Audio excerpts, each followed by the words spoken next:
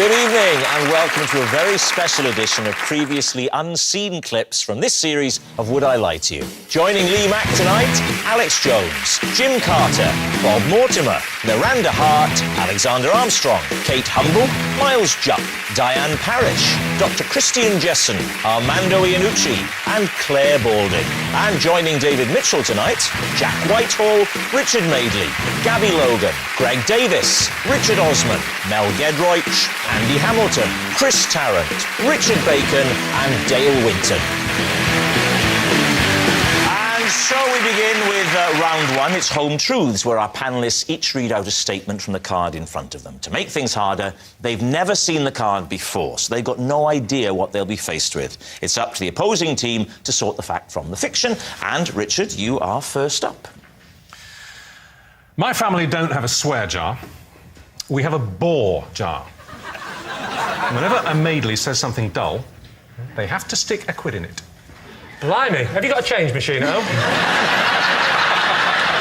What do you think, Lee? The Madeley bore jar. Could it be true? Well, yeah, we'll go with true.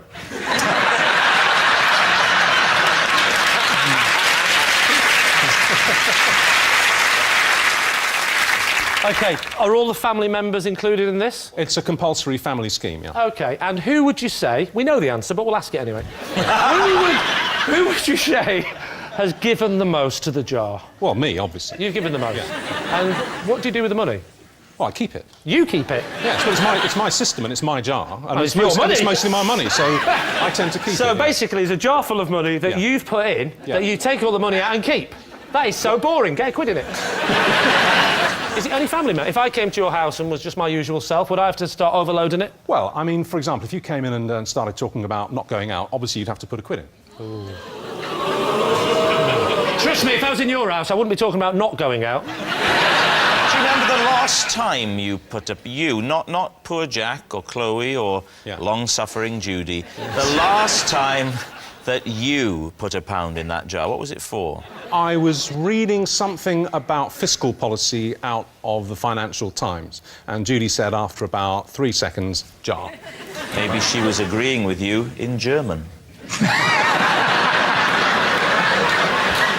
What do you think, Lee Mack? Miles? I think this is true. Do you? Yeah, but I find Richard intrinsically believable. So you think Richard's telling the truth, Kate? I think it's complete rubbish. You think it's a lie? Yeah. I'm going to say not true. You're going to say it's a lie. Richard, were you telling the truth or were you telling a lie? Well, I'm afraid the answer is deeply boring. I lied. Bob, you're next. I have a didgeridoo suspended from a tree in my back garden so that when the wind blows in a particular direction, it pops soothing sounds of the outback into my bedroom window. David's team, what do you think? Pops soothing sounds of the outback. Yes. What a poetic way of putting it. Thank you. Do you genuinely believe that particular instrument makes a parp? How would you describe it, Greg? And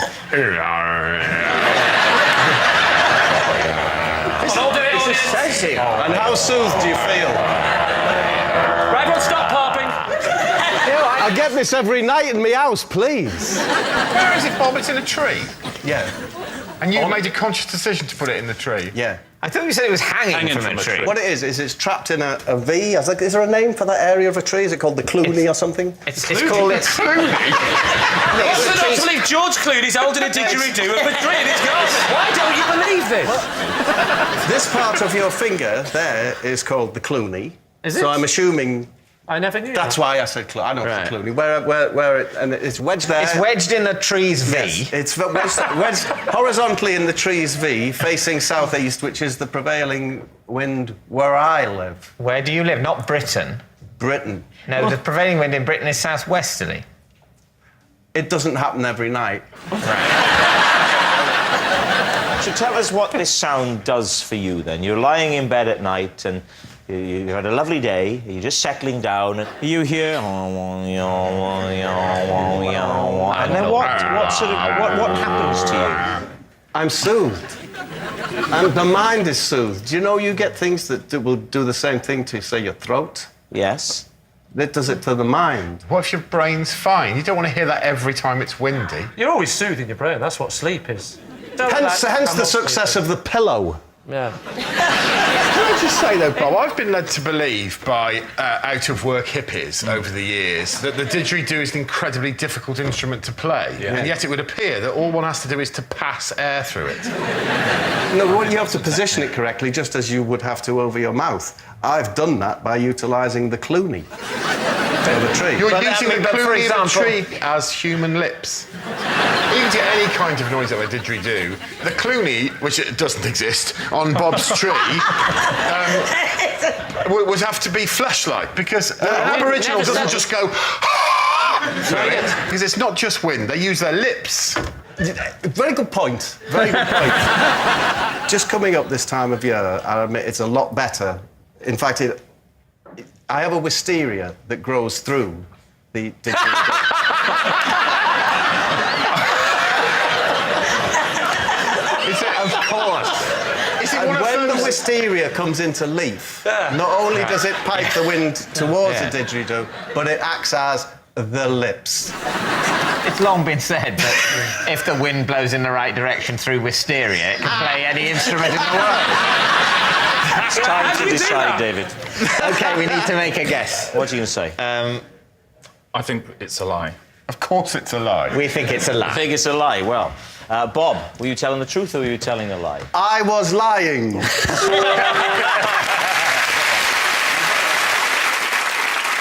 Christian, you're next. For a prank, I once set a friend's legs in plaster casts while he slept. David Mitchell's team. Do you get to take those kinds of materials home with you then when you're at medical school or when you're... We're not supposed to, Right. Were you at medical but school we at the do. time? This would have been... Did you say, was he at medical school? At the time. Oh, right. No, I am I not. thought you were accusing him. Christian, why did you play this prank on your friend? Because he'd got blind drunk, as only medical students can do. And he was drunk as you were putting the plaster cast on him? He'd Or... actually passed out by that stage. Right. And was Was it- sleeping. Can you get struck off for this? No. Oh, right. Anyone? Presumably, you had to have a plan, didn't you? You didn't just happen to chance upon the plaster casting equipment. We decided we were going to plaster him from his ankles Right. all the way up to his hips, with his legs apart like that. And you never woke up the whole time you're touching him, and presumably right the way up to the top of his groin. Have you ever drunk 19 pints of cider? Yes. All right. Did you first take his trousers down? We did, yeah. Oh, the humiliation. Did you take his Indignity. underpants off as well? No, we left the undies on. And you said we. Who were the accomplices here? I had mates that were involved. Right, Name okay. them. Matthew, Mark. Luke and John. Is that the gospel now, or are you making this up? And of course... Gospel. And of course... How did you miss that? I said, is that the gospel? Yeah, I know, yeah. No, I didn't miss it, Rob. And when he woke up, what was his reaction? He thought he'd had a stroke. Because he couldn't... Couldn't move his legs. That's very bad self-diagnosis. David, what are you thinking? Andy? I think the medical student thing, knowing how their minds work, I think it might be true. And you're edging towards... I did think it was a lie, and now I think it might be true. OK, we'll say it's true. So it's true. All right. Dr. Christian, were you telling the truth or were you telling a lie? It is true. Xander, you're next. Last year, I was amused to discover that in one weekend, I'd had a curry with Andy Murray, been bowling with J.K. Rowling, and attended an odd party with Todd Carty.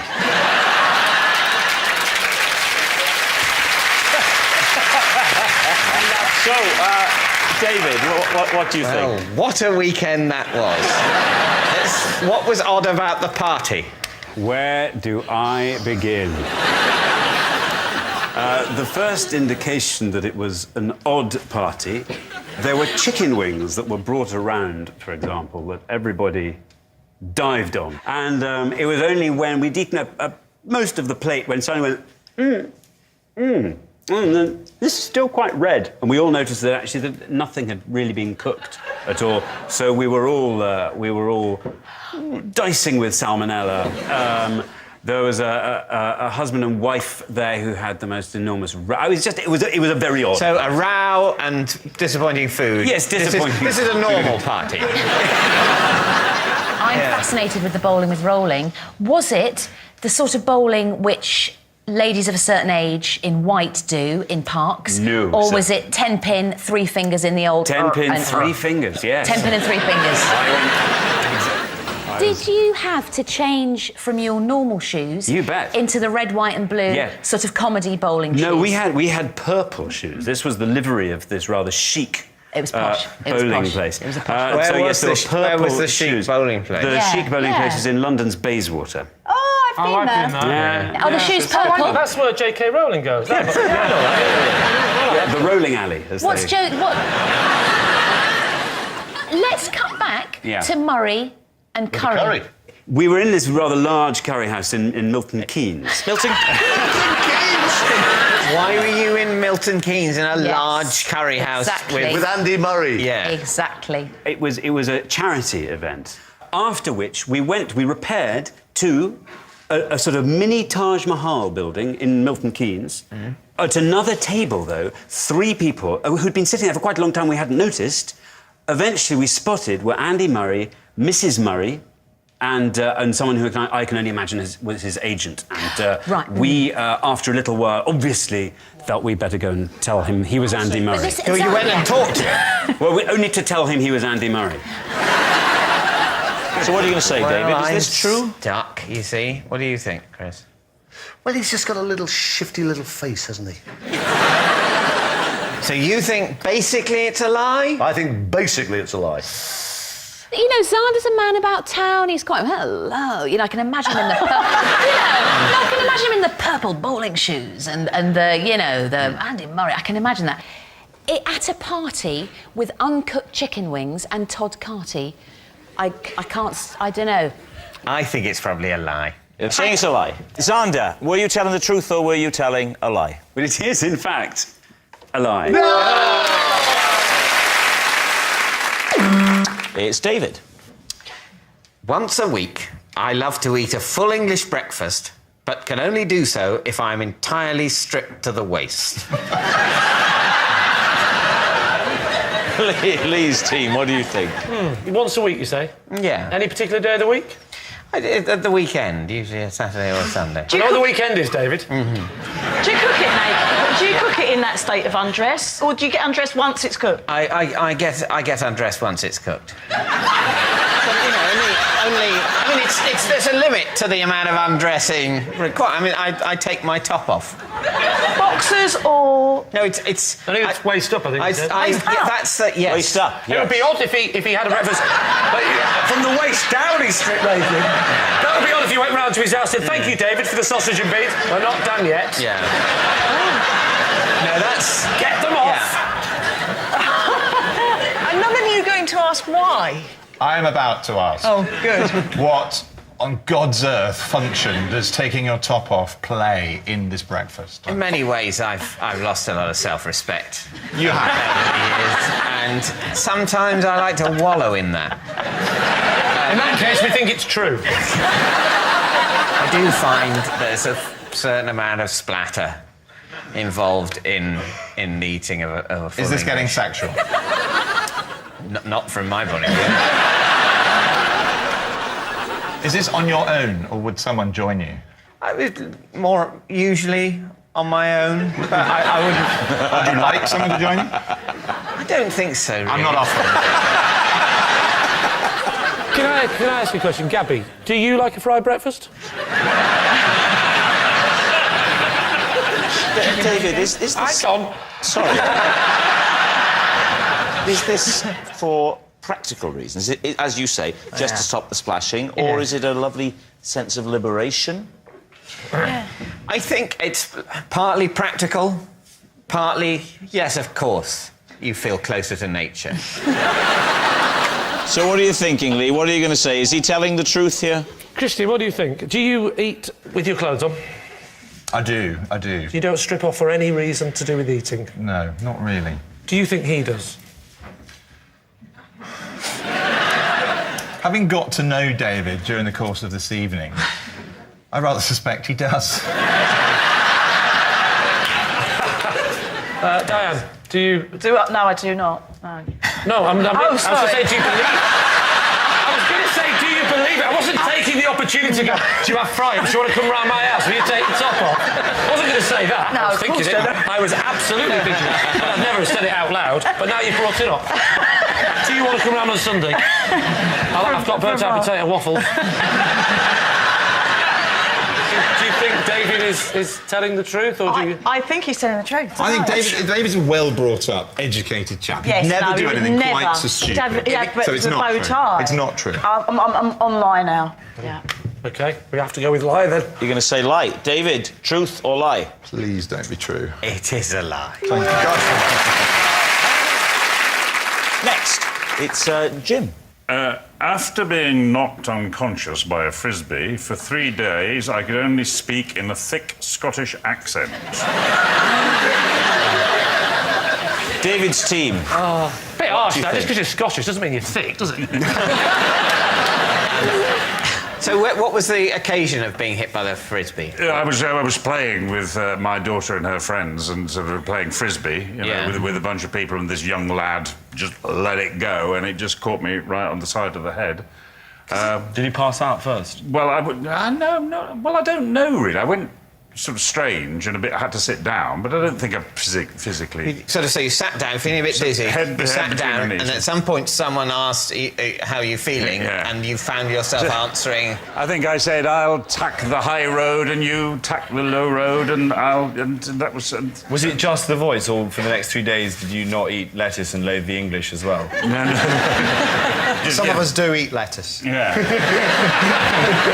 I mean, in fact, I went up to the accident and emergency, and somebody there, when they met me and was convinced by my wife who took me there that I wasn't Scottish, tried to calm me down and said, it will go away. Your wife needs to be there to persuade, just to say, sorry, he's not really Scottish. Because they get a lot of people who aren't just Scottish but want to be cured. Frisbees are dangerous things. I took my son out, my older son, when he was about 5 or 6, to a field, and I said,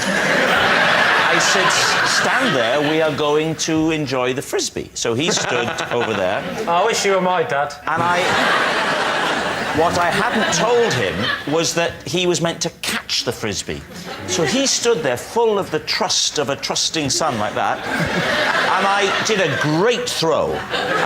You know when you straighten the arm, so it goes, and it went, and he looked at it with a lovely, innocent face, and it went, bang, there, and blood went, and the shock on his face that his father had done this to him. He said, what the hell have you done, you idiot? So what are you thinking, David? Oh, totally true. This is my concern. Jim has very reasonably been reticent about doing a Scottish accent in this bit of the game. Yeah. I suspect, and maybe I'm wrong, and Jim can prove me wrong, or otherwise, but I don't think that he necessarily does a very convincing Scottish accent. Jim Carter can't do a Scottish accent? Well, because lots of people can't do various accents, lots of very good actors can't do certain accents, and I think it would be unlikely that the accent you'd get, if concussed, would be one that you couldn't previously do. Disagree with that entirely. Do you? Yeah. Well, get your own team. Just give us a little taste of this voice, if you can use the great use your tool, your great actor's tool, yes, to give us a little bit of this voice. I don't feel very well. I think I'm a bit woozy. That's lovely, isn't it? It's Radio 4, it's Saturday afternoon, it's a play. All right, so David, truth or lie, what are you going to say? What do you think? I think it's true. You think it's true? I'll take the hit. I think it might be true. Well, OK, I think we're going to say it's true then. Jim Carter, were you telling the truth or were you lying? I was telling a lie.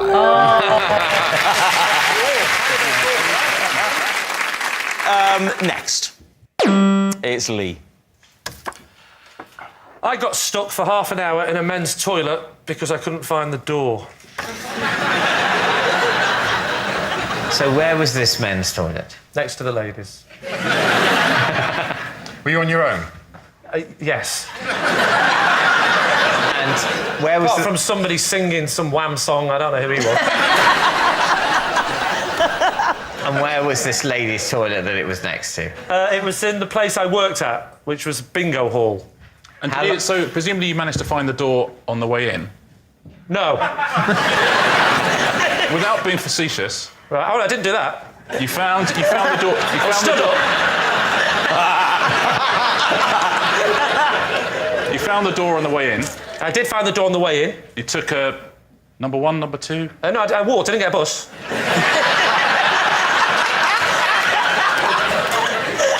You've popped into the toilet. Yes. It doesn't really matter what you'd gone to do. Well, I think what does matter is whether or not he'd gone into a cubicle or was just approaching a urinal. Yes, that's a good question. And how long it took you. Right. Given you just walked through the door that then you couldn't find. Walked in the door. I went to the urinal. Yeah. The door closed. And then I'm now stuck in that toilet for half an hour. Why was it that you couldn't find the door once it had closed? Because I went in, and it was late at night, and the building had started to shut down, and so I went in, and just as I got to the urinal, the last bit of the door closes, and it's now as pitch black as you can possibly imagine. The other bits of the story I've not mentioned is that I was absolutely hammered, and so I started getting a bit confused. I went back to what I thought was the middle of the room. I'm drunk, but now I've lost all bearings. And so I felt I really wish this was on infrared somewhere. There was a guy with a video camera, the Wham guy. Eventually, a door opened, because someone came looking for me, and as the door opened, I realised I'd lost my bearings so much that every time I'd gone round, I'd missed the door. I think that this is true. You think it's true? Yeah. I'm not sure. I think it's where he worked, and I think there's going to be some light bleeding around a door, isn't it? Do you think you don't think it's true? No, but if you both do. It's definitely unlikely, but all the things are unlikely. You think it's unlikely? Unlikely. I don't know. I just think it's true, and I think it's well told if it isn't. All right, so it's true. Yeah. OK. Lee, truth or lie? It is, in fact, true. Claire Balding. To win a bet, I presented a 3-minute piece to camera live from Royal Ascot in a full-length evening gown with Willie Carson concealed beneath my skirts. For people that aren't sure, here's a picture. There we are. Whose idea was the bet? The director. We've come off air. I put on the long ball gown. Willie waits. He stands on a box when he's presenting with me normally. Obviously, to fit under my skirts, he didn't. In fact, he knelt. And he was quiet as a mouse. He was very good. No one said it yet. I wanted to say it. What? Sorry, what did she say? I don't know what you said. I wanted to say there was a Willie under her skirt. Now it's out there. I'd like to request someone more mature on my team. I mean, I know Willie Carson is not a burly man. No, he's very small. But I would still think that must be quite a substantial dress. It was a very, as you sometimes get in costume dramas, it didn't have the hoops, but it had a very full skirt. But how did he get in, though? Were you stood there? Did you go, stood. Come on, Willie? He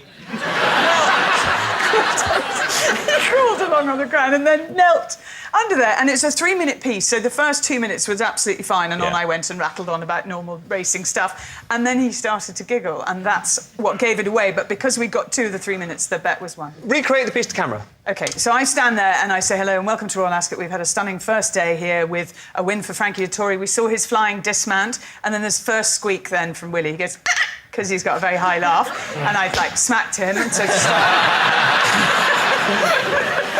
Is this why Channel 4 have got the horse race? Right, David, what do you think? What do you think, Dale? Do you know, I'm really beginning to believe that she'd have done it for a prank. I think it was an excellent acting performance, but I believe it to be a lie. Oh, you see, now I have to make a decision.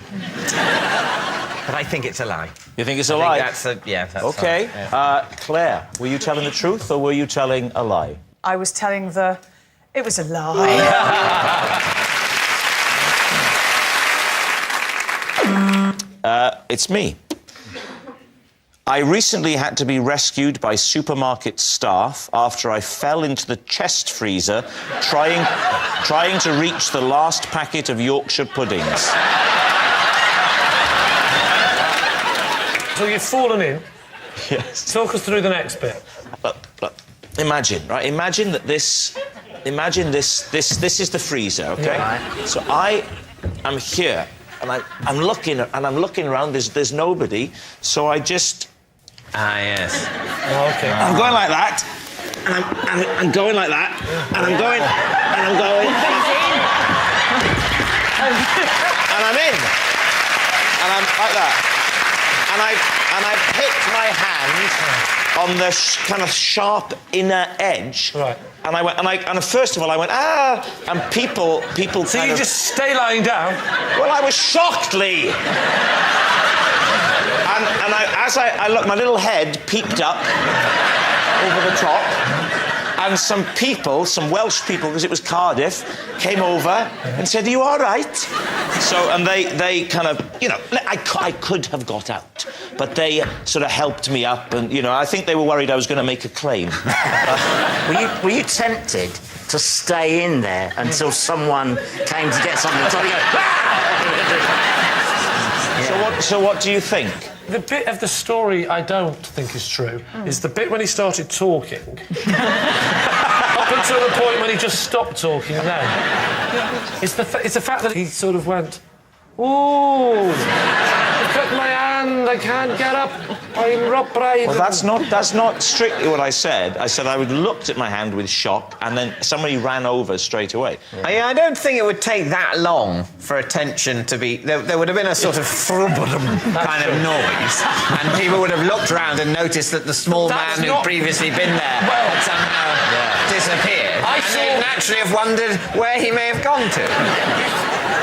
I think it's true. Yeah, I think it's true. Because it's quite a humiliating story, and I don't see why you tell it unless it was true. The format of the show.